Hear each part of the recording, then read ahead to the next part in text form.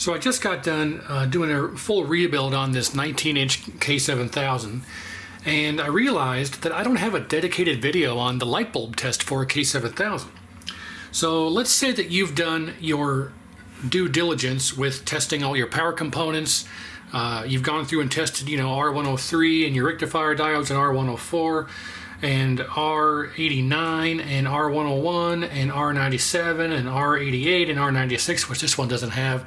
You've tested your HOT, you've tested your voltage regulator, tested your B+ resistor.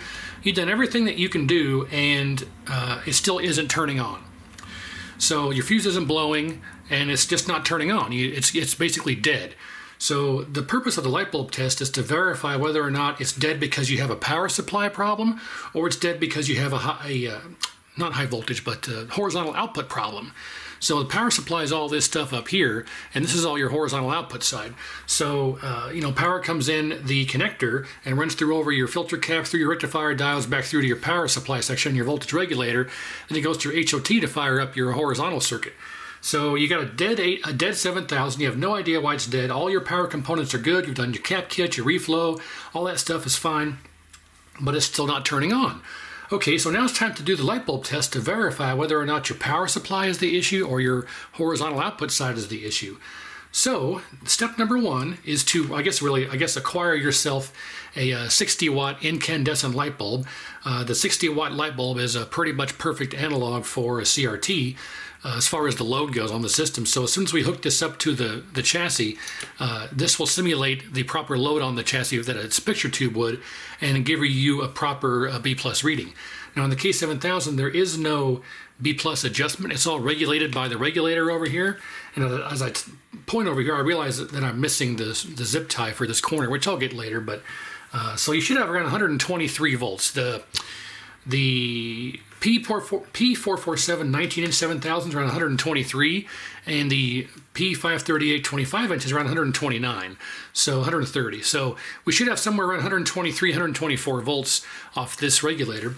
And the way you test it is the blue wire here is the regulated output, and the red wire is the non-regulated output. So this will be like 140 volts. This will be about 123-ish if it's working. So that's how you want to test that. So the way this works is there's two options here. You want to either completely remove the HOT. By removing the HOT from the chassis, there will be no horizontal output energization, so your flyback won't power up, the chassis won't do anything high voltage wise. You can remove the HOT completely, or what I do to make it easier on myself is I just take the collector pin out of the circuit. So you have you've got your collector. I think it's collector, base, and emitter. It could have backwards. It could be collector, base, emitter, or collector, base, emitter, but this is the collector, the middle pin of the HOT. And what I do is I'll just remove that from the circuit. Then get your meter and verify here. You can see that if I always test your leads first. Always test your leads first. I've been bitten so many times, hey, this component is open, and it's not open, but my leads aren't working. So anyway, in continuity mode, you touch the next point on the trace, or any point on the trace, and we touch the trace, which is right here. We have continuity. If I touch the pin, we don't.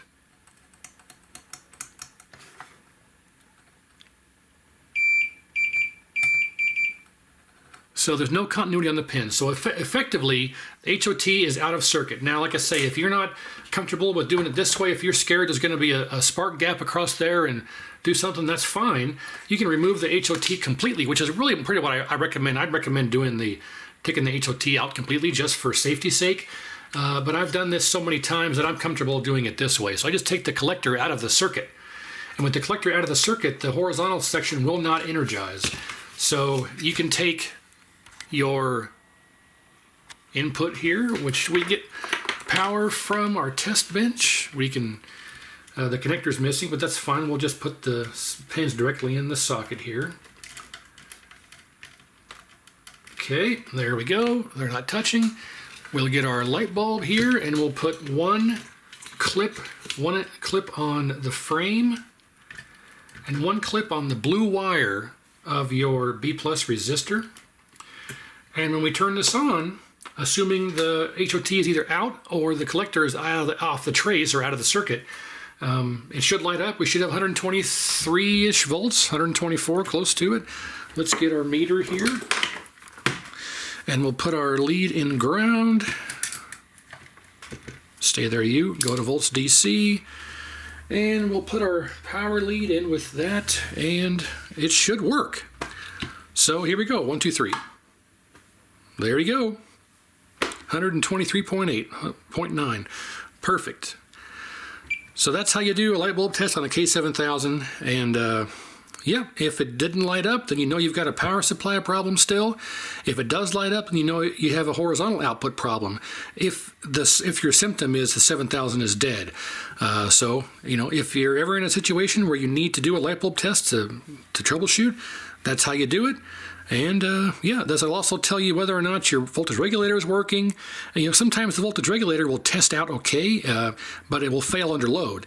So this will actually tell you whether or not that's the situation. So there you go, quick and easy, nothing really much to it. So we can turn it off, and when you turn it off, the light bulb being on the circuit will act as a will drain the system. So this being hooked up here will drain, or I don't want to say a discharge, it'll discharge, I guess, the chassis, so it'll be safe to handle.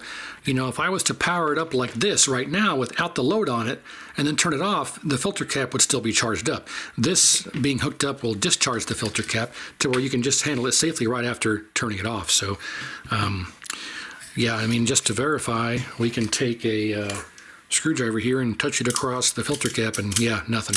So, yeah, that's about it. So now I need to go ahead and test this after the rebuild, because I haven't actually tested it yet.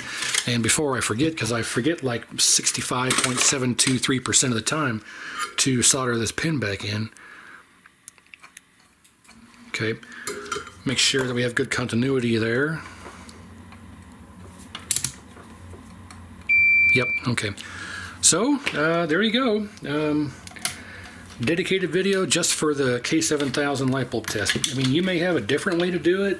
Other people may say, hey, I do it this way, I do it that way. That's fine, but this way also works and should give you a good result. The only thing that was really wrong with this was everything tested out okay. Light bulb test works as we just saw. There were 3 broken pots I had to change out, and somebody replaced the flyback at some point with another factory one, and they put on here no high voltage, and it's from Cleveland Coin Machine Exchange in Cleveland. So interesting, but yeah, I'll test it. I'll fire it up, make sure it works and everything, but that's outside the scope of this video. So yeah, hopefully you learned something.